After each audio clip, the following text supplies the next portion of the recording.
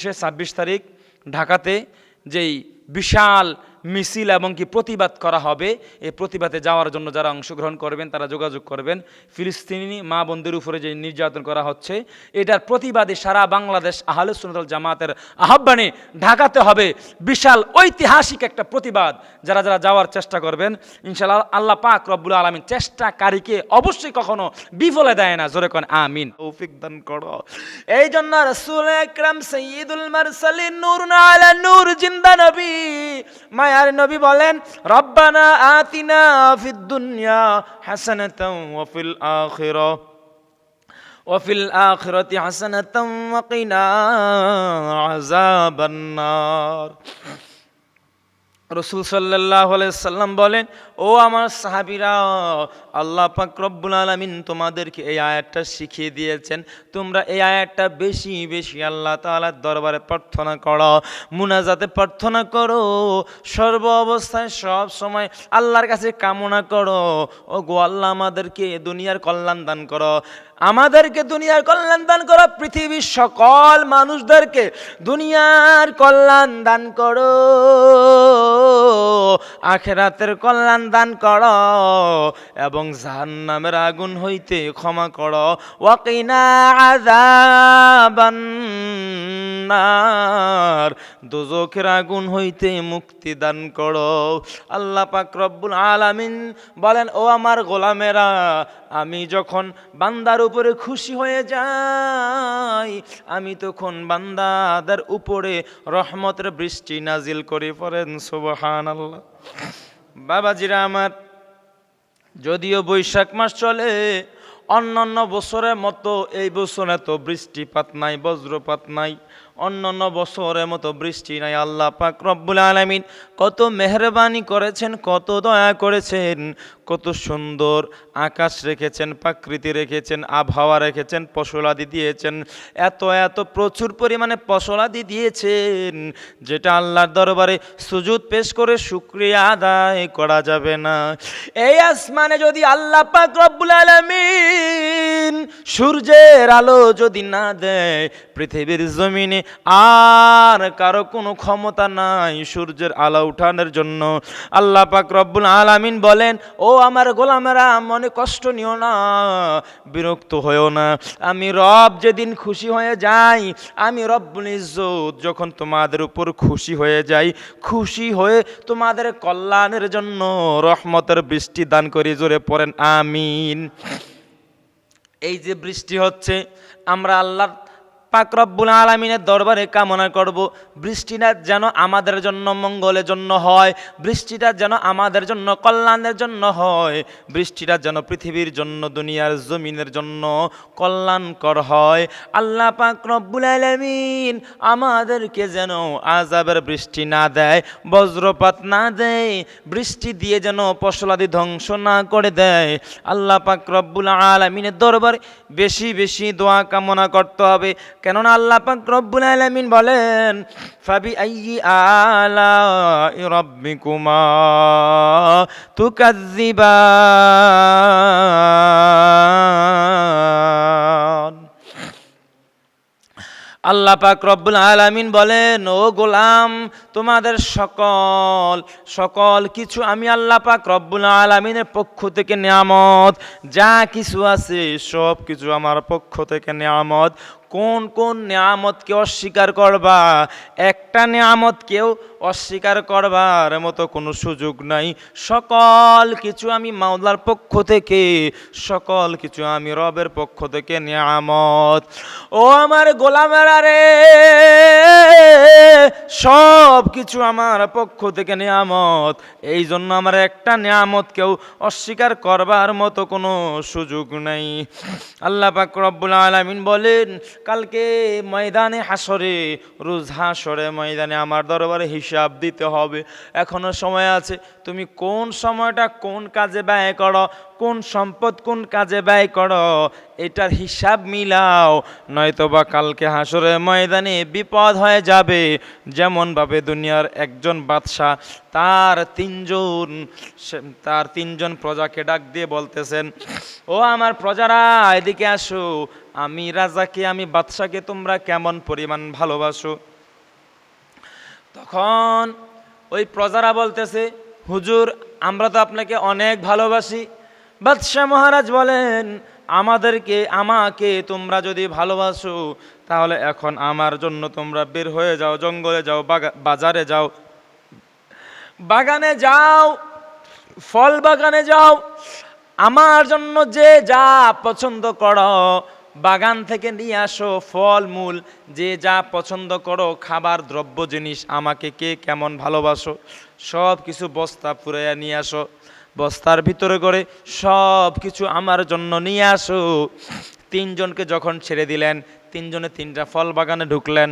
ঢুকার পর একজনে কিছু ফল নিলেন, নেওয়ার পর মনে মনে চিন্তা করেন, আমি এই বস্তা নিলে হয়তো রাজা আমার বস্তাটা দেখবে না, এই জন্য মাঝখানে কিছু ঘাস, কিছু পাতা, কিছু লতা, কিছু ময়লা, এরকম লতা পাতা দিয়ে বস্তাটা ফুরাইয়া উপরে কিছু ফল রাখছে। বাদশাহ তো ওই বস্তা খুলবে না, দেখবে না। আরেকজন তিনিও নিচে কিছু ফল, মাঝখানে কিছু পাতা, কিছু লতা পাতা দিয়ে, আর উপরে কয়েকটা ফল রাখছে, উপরে কিছু ফল রাখছে। আরেকজন ভাবলেন, আমি পুরা বস্তায় ফল নিয়ে যাই, রাজায় যদি আমার বস্তাটা খোলে, যদি ভিতরে সুন্দর সুন্দর তাজা তাজা ফল দেখে হয়তো আমার উপর খুশি হয়ে যাইবে, কারণ আমি মন থেকেই আমি বাদশাকে ভালোবাসি। যখন তিনজনে বস্তাটা নিয়ে বাড়িতে গেলেন, রাজদরবারে গেলেন, আর রাজা মশাই বললেন, তোমরা তিনজনে বস্তাটা নিয়ে সামনে আসো, কে আমার জন্য কি আনছো? তিনজন বলতেছে, ও বাদশা, আপনার জন্য বস্তা ভরে নতুন নতুন ফল ফলাদি আনছি। বাদশা বলতেছে, ঠিক আছে, আমার জন্য যেহেতু সুন্দর সুন্দর ফল আনছো, আমি বুঝতে পারছি আমাকে তোমরা অধিক পরিমাণ বেশি ভালোবাসো। তিনজনকে অনেক ধন্যবাদ দেওয়া হইল। তোমরা তিনজনকে আমি বাদশাহ তিনটা জেলখানায় ঢুকাইলাম, বন্দি করে রাখলাম। আর আমার জন্য যে যতটুকু পছন্দ করেছো, যতটুকু ভালোবাসছো, যতটুকু উপহার নিয়ে আসছো, খাবার দ্রব্য নিয়ে আসছো, অবশ্যই ভালো ভালো খাবার আমি বাদশার জন্য নিয়ে আসছো, অবশ্যই সুন্দর সুন্দর দামি দামি ফল মূল আমার জন্য নিয়ে আনছো। এই ফলের বস্তাটা তোমার সঙ্গে দিলাম, আর 7 দিন তোমাকে এই জেলের মধ্যে থাকতে হবে বন্দি অবস্থায়। আমার জন্য যা পছন্দ করছো, আমাকে ভালোবেসে যা নিয়ে আনছিলা, আমাকে ভালোবেসে যা ফলমূল আনছিলা, খাবার আনছিলা, দামি দামি খাবার, এই দামি দামি খাবারগুলো তোমাকেই দেওয়া হলো। তোমার খাবারগুলো তুমি খাইবা, 7 দিন পর তোমাদের সঙ্গে দেখা হইবে। বাদশাহ যখন তিনজনকে তিনটা জেলখানায় দিয়ে দিলেন, তিনজনেই তো বিপদে পড়ে গেলেন। হায় রে হায় রে হায়, 7 দিন পরিমাণ থাকতে হবে, কিভাবে 7 দিন থাকবো? দুইজনের মনে মনে অনেক ভয়, আমাদের বস্তায় তো কোনো ফলমূল নাই, কোনো খাবার দাবার নাই, আমরা তো ধোকা দিয়েছি। নিচে কয়েকটা ফল, উপরে কয়েকটা ফল, আর মাঝখানে লতা পাতা দিয়ে ভরে আনছিলাম, কারণ রাজা তো আমাদের বস্তা খুলে দেখবে না ভিতরে কি আছে। উপরে ফল, নিচে ফল, মাঝখানে লতা পাতা, এটা তো বাদশা দেখবে না। আর হয়তো আমাদের উপরে তাজা তাজা ফল দেখে হয়তো আমাদের তিনজনকেই পুরস্কার দিয়ে দিবে, কিন্তু এখন তো আমাদেরকে বন্দি করে বস্তাটা সঙ্গে দিয়ে দিয়েছে, খাবার দাবার খাওয়া দাওয়া আমাদের খাবার আমাদেরকে দিয়ে দিয়েছে 7 দিন থাকার জন্য। 1 দিন 2 দিন 3 দিন করে যখন দিন অতিবাহিত হয়, আর দুইজন উপর থেকে 2-3টা ফল খাওয়া দাওয়া যখন শেষ করলো, কয়েকটা ফল খাওয়ার পরে লতা পাতা কয়েকটা শেষ করার পরে, নিচে কয়েকটা ফল খাওয়ার পরে খাবার শেষ হয়ে গেছে। 3 দিন না যাইতে খাবার শেষ। খাবারের যন্ত্রণায় ছটফট করতে করতে করতে করতে হাহাকার। ঘাস খায়, লতা খায়, পাতা খায়, বাগানের ঘাস লতা পাতা এগুলো খাচ্ছে, কোনো খাবার নাই, আর কাতরাচ্ছে খাবারের যন্ত্রণায়। আর একজন ভালো ভালো ফল, দামি দামি আঙ্গুর, দামি দামি ফল, আনার, আপেল, আঙ্গুর, দামি দামি ফল নিয়েছিল বাচ্চাকে ভালোবাসার কারণে। বাচ্চা আমাকে হুকুম করেছে, বাচ্চা আমাকে ভালোবাসে, আর বাচ্চাকে আমি কিভাবে লতা পাতা দিতে পারি, ধোকা দিতে পারি না। আমি অবশ্যই ভালো ভালো খাবার নিতে হবে। তার জন্য ভালো ভালো খাবার। আজকে সে খাওয়ার পর মোটা তাজা এবং সুন্দর হয়ে গেল। আর 7 দিন পর যখন জেলখানা থেকে 3 জনকে খুললেন, 3 জনকে যখন বাহিরে রাজদরবারে আনা হলো, 2 জন মরে মরে অবস্থায়, মাত্র নিঃশ্বাসটা আছে, শরীরে কিছু নাই, কঙ্কালের মতন হয়ে গেছে, শুকিয়ে গেছে। এটাই তার জন্য শাস্তি। বাদশাকে ধোকা দেওয়ার কারণে, বাদশার সঙ্গে প্রতারণা করার কারণে 2 জন মরে মরে অবস্থায় হাড্ডি হাড্ডি হয়ে গেছে, খাবার নাই, 7 দিন না খাইয়া। কথা বলেন ঠিক কিনা? আর একজন ভালো ভালো খাবার খাইয়া 7 দিনে বাদশার জন্য এমন ভালো ভালো খাবার নিয়েছে, 7 দিনে সে একা খেয়ে শেষ করতে পারে না, এখনো অনেক খাবার দাবার বাকি রয়েছে। পড়েন সুবহানাল্লাহ।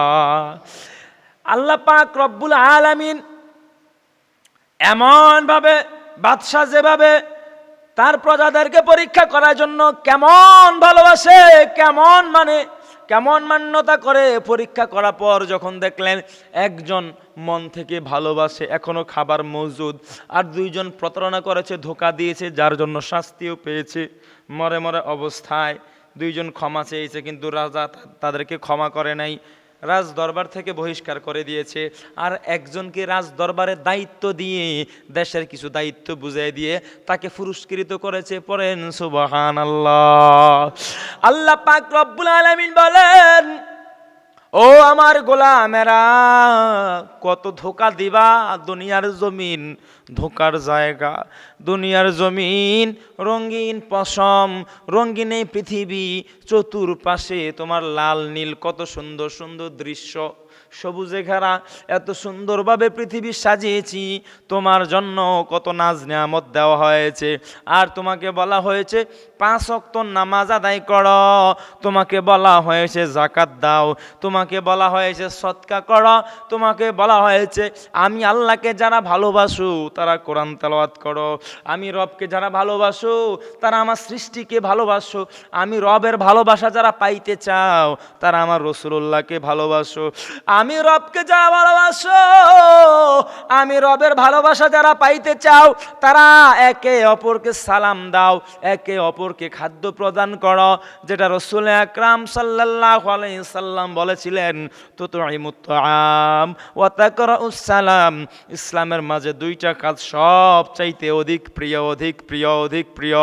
1 নাম্বার কাজ মানুষদেরকে খাদ্য প্রদান করা, আর 1 নাম্বার কাজ পরিচিত অপরিচিত মানুষদেরকে সালাম প্রদান করা, খাদ্য আর সালাম, এই 2টার অভ্যাস করা। এটা আল্লাহ পাক রব্বুল আলামিন অধিক খুশি হয়ে যায়। পড়েন সুবহানাল্লাহ। আল্লাহ পাক রব্বুল আলামিন বলেন, আমি আল্লাহর খুশির জন্য, আমার সন্তুষ্টির জন্য দুনিয়ার জমিন অতিবাহিত করো। একদিন আমার সামনে দণ্ডায়মান হতে হবে, একদিন আমার সামনে দাঁড়াইতে হবে।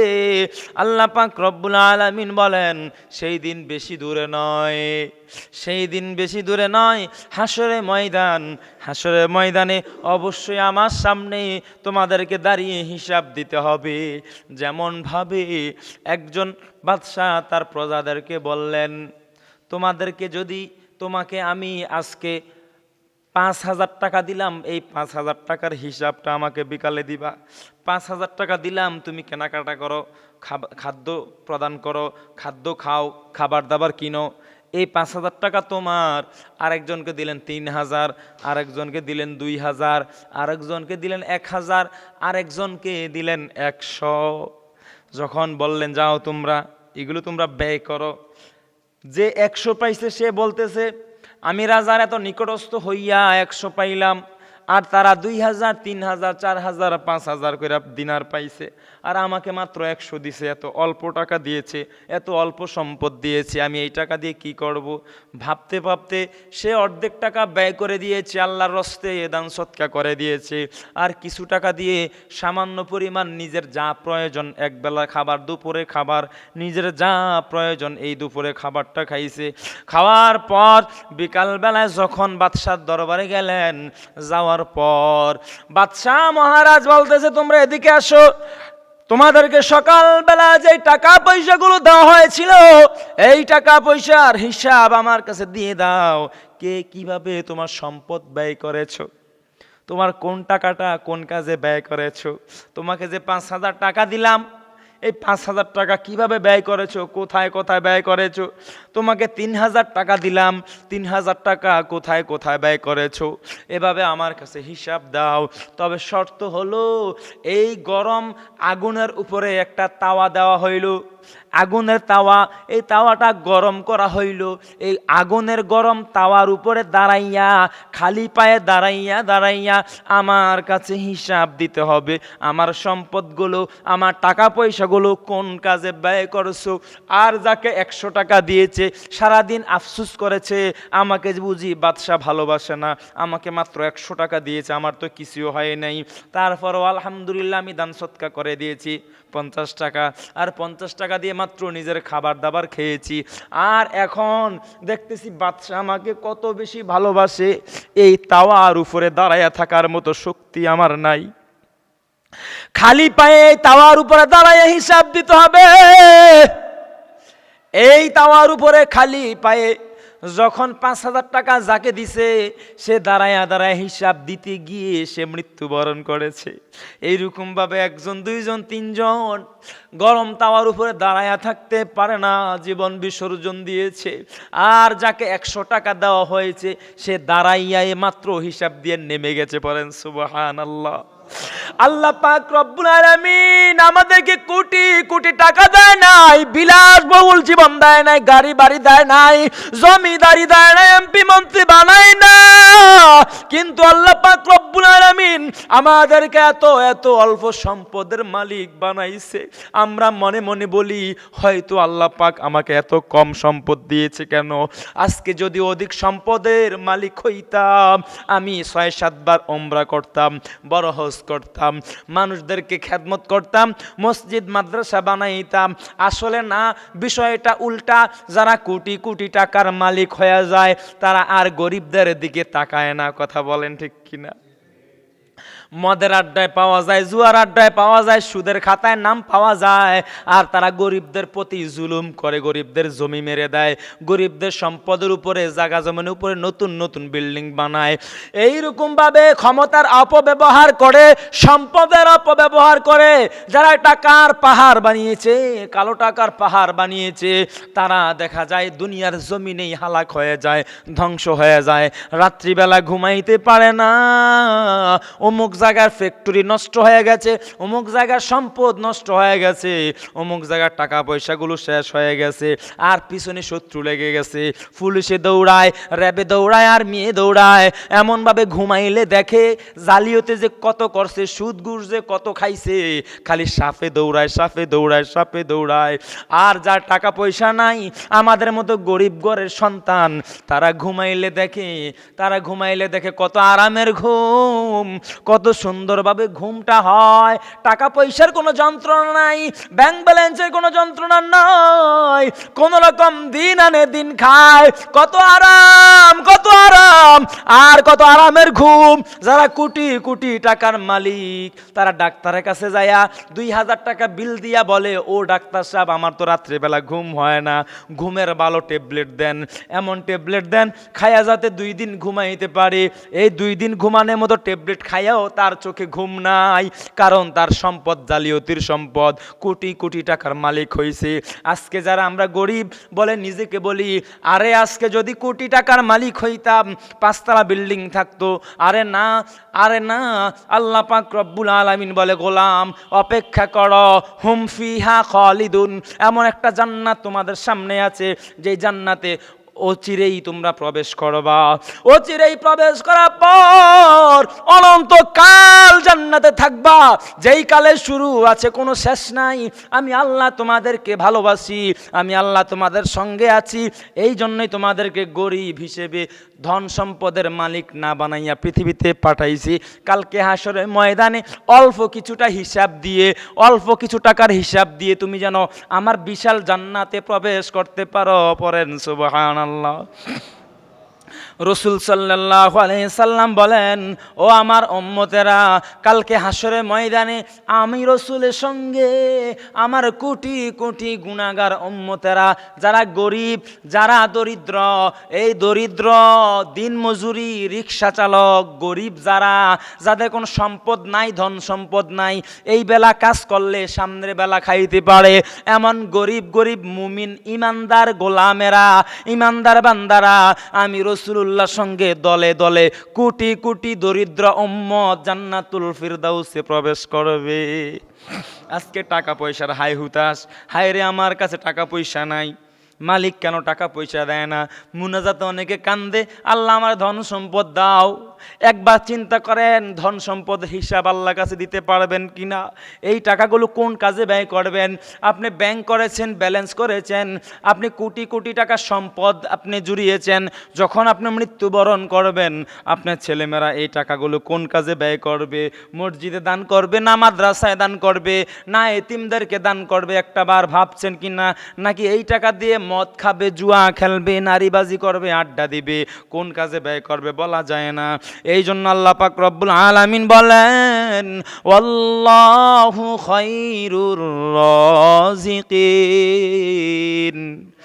আমি আল্লাহ যেহেতু গোলামদেরকে বানাইলাম, আমি আল্লাহ রিজিকের মালিক, কোন গোলামকে কখন কোথায় কি খাওয়াবো আমি আল্লাহ ফয়সালা করে রেখেছি। ইন্নাহু লাকাউলুন ফাসল, সকল ফয়সালার উত্তম ফয়সালাকারী আমি আল্লাহ। আমি আল্লাহ ডিসিশন নিয়ে রেখেছি, তুমি কোন জায়গায় কখন কোথায় কি খাদ্য গ্রহণ করবা। তুমি সৃষ্টির 50,000 বছর পূর্বে আমি তোমার জন্য হালাল রিজিকের ব্যবস্থা করে রেখেছি। পড়েন সুবহানাল্লাহ। আজকে আমরা হালাল ছেড়ে দিয়ে হারামের পিছনে দৌড়াই, হাসরের ময়দানে আপনি হিসাব দিতে পারবেন না। রসুল সাল্লাল্লাহু আলাইহি সাল্লামকে যখন প্রশ্ন করা হলো, ইয়া রাসূলুল্লাহ, আর হাসরের ময়দানের অবস্থাটি কেমন হবে? রসুল সাল্লাল্লাহু আলাইহি সাল্লামকে জিজ্ঞাসা করা হলো, 50,000 বছর পরিমাণ সময়, হাসরের ময়দানে মাত্র একদিন, হিসাবের দিন, মালিক ইয়াউমিদ্দিন, বিচার দিবসের মালিক যিনি হবেন আল্লাহ, ওই বিচার দিবসের মালিক কিয়ামতের দিন একদিন পৃথিবীর জমিনের 50,000 বৎসর পরিমাণ সময়টি হবে। রসুল সাল্লাল্লাহু আলাইহি সাল্লাম বললেন, আল্লাহর কসম, এই সময়টি মানুষের জন্য, মানুষ দাঁড়ায়া থাকবে 50,000 বছর পরিমাণ। পৃথিবীতে দাঁড়ায়া থাকলে যেমন লাগে, হাসরের ময়দানে 50,000 বছর পরিমাণ সময় দাঁড়ায়া থাকবে বেঈমানেরা। কারা? বেঈমানেরা, কাফেরেরা, মুশরিকেরা, মুনাফিকেরা 50,000 বছর পরিমাণ সময় দাঁড়ায়া থাকবে। অবশেষে তাদের জন্য লাঞ্ছনা, অবশেষে তাদের জন্য এমন একটা আযাব দিয়া, ভয়ঙ্কর আযাব দিয়া তাদেরকে জাহান্নামে প্রবেশ করানো হবে। কিন্তু প্রক্ষান্তরে যারা মুমিন, যারা ইমানদার, যারা ঈমান গ্রহণ করেছে, যারা ঈমান গ্রহণ করার পর ওয়া আমিলুস সলিহাতি, সঠিক কাজ করেছে, সঠিক কর্ম করেছে, ভালো কাজ করেছে, তাদের জন্য, মুমিন বান্দাগণের জন্য 50,000 বছরের পরিমাণ সময়টা এত ছোট করিয়া দেওয়া হইবে। তারা দুনিয়ার জমিনে যেই ফরজ নামাজ পড়ে, দুনিয়ার জমিনে তারা যেই ফজরের নামাজ পড়ে, এই মাত্র ফজরের নামাজ পড়তে যেই সময়টা লাগে 4-5 মিনিট, এই 5 মিনিটের চাইতেও তাদের কাছে 50,000 বছরের পরিমাণ সময়টার চাইতেও আরো কম মনে করা হবে। পড়েন সুবহানাল্লাহ। দুনিয়ার জমিনে যারা নামাজ পড়ে, এক ওয়াক্ত ফরজ নামাজ আদায় করতে, মাত্র ফরজ নামাজের সেজদাগুলো দিতে যেই সময়টা লাগে, তার চাইতে আরো কম মনে হবে হাসরের ময়দানের সময়, যদি সে ইমানদার হয়, যদি সে মুমিন হয়। এখন ইমানদার পাওয়া দুষ্কর, মুসলমানের অভাব নাই। আজকে বাবাজিরা আমার ফিলিস্তিনি মা বোনদের উপরে অত্যাচার, নির্বিচার, আমার গাজাবাসী মুসলমানদেরকে আজকে ধ্বংস করা হচ্ছে। বিশ্বের মুসলমানরা আজকে রং চাইতেছে, কথা কোন ঠিক কিনা? আজকে আমাদের মা বোনদের ইজ্জত নষ্ট করা হচ্ছে, বিনা কারণে তাদেরকে ঘর বাড়ি ছাড়তে হচ্ছে, বিনা কারণে তাদেরকে ঘর বাড়ি ছাড়তে হচ্ছে, পরিবার থেকে বিচ্ছিত করা হচ্ছে, হাজার হাজার মানুষকে, হাজার হাজার লক্ষ লক্ষ মানুষকে বিনা কারণে আজকে শহীদ করা হচ্ছে, কোনো অন্যায় ছাড়া, কোনো অপরাধ ছাড়া, যুদ্ধের ঘোষণা ছাড়া, বিনা কারণে খ্রিস্টান, ইহুদি, নাসারারা তারা বোম মেরে মেরে আমাদের মুসলমান মা বোনদেরকে ধ্বংস করতেছে। অথচ বিশ্বের মাঝে এত এত মুসলমান, কোটি কোটি মুসলমান থেকে কি লাভ হবে যদি ইমানদার না থাকে? কথা বলেন ঠিক কিনা? ইমানদারের অভাব। বিশ্বের সকল মুসলমানরা যদি আজকে জাগ্রত হয়ে যায়, আমরা মুসলিম, আমরা ঘুমায় থাকতে পারি না। যেমন ভাবে রাসূল আকরাম বলেছেন, বিশ্বের সকল মুসলিমরা এক একটা দেহের মতো। যখন কারো মাথায় আক্রান্ত হয়, মাথার ব্যথার কারণে, হাতের আঙ্গুলের ব্যথার কারণে, পায়ের নিচে কাটা পুতার কারণে সমস্ত শরীর যন্ত্রণায় অধীর হয়ে যায়, যন্ত্রণায় ভেঙে পড়ে। সমস্ত শরীরে একটা অঙ্গ যদি কেটে যায়, পুরো শরীরে এই ব্যথায় পেরেশানি হয়ে যায়, ঘাম বেরিয়ে যায়। রাসূল সাল্লাল্লাহু আলাইহি সাল্লাম বলেন, বিশ্বের সকল মুসলিমরা এক একটা দেহের মতো। তোমার মুসলমান মা বোন, মুসলমান ভাইয়েরা ফিলিস্তিন কেন, যেখানেই কষ্ট পায় ঝাঁপিয়ে পড়ো, এক একটা দেহের মতো প্রতিবাদ করো। তুমি খাঁটি মুমিন আশিকের পরিচয় দাও। কথা বলেন ঠিক কিনা? জোরে বলেন আল্লাহু আকবার। এই জন্য এখনো জাগ্রত হতে হবে। আমাদের মুসলমানরা যেখানেই কষ্ট পায় তাদেরকে সহযোগিতার হাত বাড়াতে হবে, সহযোগিতা করতে হবে, বুদ্ধি দিয়ে, পরামর্শ দিয়ে, টাকা পয়সা দিয়ে, অর্থ দিয়ে। যেখানে কষ্ট পায় তাদেরকে পাশে গিয়ে দাঁড়াইতে হবে, তাদের খোঁজ খবর নিতে হবে। আমাদের মুসলমান ভাই যদি কোথাও অসুস্থ হয়ে যায়, দলমত ছেড়ে দিয়ে তার পাশে গিয়ে তার সেবা করতে হবে। এটা রাসূলের আদর্শ। পড়েন সুবহানাল্লাহ, পড়েন আল্লাহু আকবার। রাসূল সাল্লাল্লাহু আলাইহি সাল্লামের আদর্শ এত সুন্দর আদর্শ। রাসূল সাল্লাল্লাহু আলাইহি সাল্লাম ইহুদি, বৌদ্ধ, হিন্দু, বৌদ্ধ, খ্রিস্টান তাদের সঙ্গে চমৎকার ব্যবহার করেছেন, যেই ব্যবহারে মুগ্ধ হয়ে এক একটা ইহুদি, এক একটা বেঈমান, এক একটা বিধর্মী নবীজির এত সুন্দর চমৎকার ভালোবাসা দেখে, সুন্দর ব্যবহার দেখে ইসলাম ধর্ম গ্রহণ করেছেন। আজকে আমি মুসলমান, আমার ব্যবহারের কারণে আমার ভাই আমার উঠানে দেয়াল উঠাইতে বাধ্য হয়েছে। কথা বলেন ঠিক কিনা? আমার ভাই, আমার ভাতিজা আমার ঘরের সামনে দেয়াল উঠাইছে, এটা তার জায়গা, সেদিক দিয়ে হাঁটা যাবে না। আমি ব্যবহারটা কত সুন্দর করেছি, আমার মুখের ভাষা কত সুন্দর ছিল। একবার ভাবেন আমি কত নাম্বার মুসলমান, কেমন মুমিন দাবি করি। আমার ঘরের লোক, আমার বাড়ির লোকদেরকে আমি শান্তিতে থাকতে দেই না, বাড়ির লোকদেরকে আমি শান্তিতে থাকতে দেই না, আমার জায়গা দিয়ে কাউকে হাঁটার জন্য অনুমতি দেই না। এবার বুঝেন রাসূল সাল্লাল্লাহু আলাইহি সাল্লাম বিধর্মীদের সঙ্গে যেই ব্যবহার দেখাইছেন, এর 100 ভাগের 1 ভাগ ব্যবহারও আমরা নিজের ভাই ভাতিজার সঙ্গে, ভাইদের সঙ্গে, আপন ভাইয়ের সঙ্গে, বাড়ির সঙ্গে, মা বাবার সঙ্গে দেখাইতে আমরা প্রস্তুত হই না। কথা বলেন ঠিক কিনা? মা বাবাকে দেখতে পারে না, আপন মায়ের পেটে ভাইকে দেখতে পারে না, ভাতিজাদেরকে দেখতে পারে না। একই রাস্তা। কালকে এক জায়গায় দেখলাম, এক জায়গায় কি খুব কাছাকাছি, নাম বললে চিনবেন, একই রাস্তা, মনে করেন একই রাস্তা, এই রাস্তা দিয়ে সিএনজি যাবে, মাঝখান দিয়ে ওয়াল দিয়ে লাইছে। দুই বাড়ির, এই বাড়ির আর ওই বাড়ির ঝগড়া হওয়ার কারণে মাঝখান দিয়ে ওয়াল দিয়ে লাইছে। এখন মনে করেন হাইটে যাইতে কষ্ট হয়ে যাবে, ওয়াল দেওয়ার কারণে এখন চলাফেরা করতে কষ্ট হয়ে যায়। আর রিক্সা, সিএনজি তো দূরের কথা। অবশ্যই ঝগড়া হয়েছে, ঝগড়া হওয়ার কারণে চলাচলের রাস্তা বন্ধ করে দিচ্ছে। তোমার জায়গা তোমার, তোমার সীমানা তোমার, আমার সীমানা আমার। তো এই সীমানা নিয়ে আপনি কবরে যাইতে পারবেন? আপনার জায়গা জমিন যা আছে এগুলো নিয়ে কবরে যাইবেন? আপনার জায়গা জমিন যত বেশি থাকে, আপনার কবরের জায়গা কিন্তু 3.5 হাত। কবরের জায়গা বাড়ানোর মতো ক্ষমতা আছে? কবরের জায়গা বাড়ানোর মতো কোনো ক্ষমতা তো আপনার নাই। তাহলে কিসের তো বাহাদুরি, কিসের তো অহংকার? আজ মারা গেলে কালকে 2 দিন, কালকে আপনার কবরে আপনার ছেলে মেয়ে যাবে তার কোনো গ্যারান্টি নাই। আজকে প্রথমবারের মতো আপনাকে দাফন কাফন করে আসলো, আগামীকালকে সকালে যে আপনি কবরে যায় জিয়ারত করবে, এটারও তো কোনো গ্যারান্টি নেই। গ্যারান্টি আসেনি? কোনো গ্যারান্টি নাই। তাহলে কিসের তো অহংকার? এখনো সময় আছে। আল্লাহ পাক রব্বুল আলামিন বলেন, হে আমার বান্দারা, সময় থাকতে সময়ের মূল্য প্রদান করো, সময়ের মূল্য দাও। বেশি দূরে নয়, আমার সঙ্গে অচিরেই তোমাকে সাক্ষাৎ করতে হবে। আমার কাছে সব কিছু পাই টু পাই হিসাব দিতে হবে। তোমার সম্পদ কোথায় ব্যয় করো, তোমার যৌবন কোথায় ব্যয় করো, তোমার সময় কোথায় ব্যয় করো, কিভাবে তোমার দুনিয়ার হায়াতে জীবন কিভাবে কাটাচ্ছ, মুসলমানদেরকে সহযোগিতা করেছো কিনা। হাসরের ময়দানে যদি আপনাকে জিজ্ঞাসা করা হয় ফিলিস্তিনের উপরে গাজাবাসীর উপরে যে নির্মম অত্যাচার করা হয়েছিল সেদিন তুমি কোথায় ছিলা, কিভাবে তোমাকে প্রতিবাদ করা হয়েছিল, কোনো প্রকারে কোনো প্রতিবাদে তুমি অংশগ্রহণ নিয়েছো কিনা, কি জবাব দিবেন সেদিন?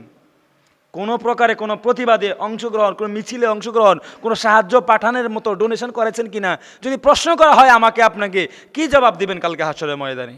যদি সঠিক উত্তর না দিতে পারেন, আমরা সবাই মুসলমান, কথা বলেন ঠিক কিনা? এখনো সময় আছে, মুসলমান এক হতে হবে। মুসলমান ভাই ভাই কাঁধে কাঁধ মিলিয়ে রসুল সাল্লাল্লাহু আলাইহি সাল্লামের ইত্তেবা স্বীকার করে, গোলামি স্বীকার করে, নবীজির আদর্শ বুকে ধারণ করে, লালন পালন করে আমরা একে অপরকে সহযোগিতা করতে হবে। আজকে যদি গাজাবাসীর উপরে, ফিলিস্তিনের উপরে যদি আমরা সহযোগিতা না করি তাদেরকে, আগামীকালকে এমন একটা সময় আসতে পারে বাংলাদেশের মুসলমানদেরকে কচুকাটা করবে কোনো একটা মুসলমান অন্য রাষ্ট্রের কেউ এগিয়ে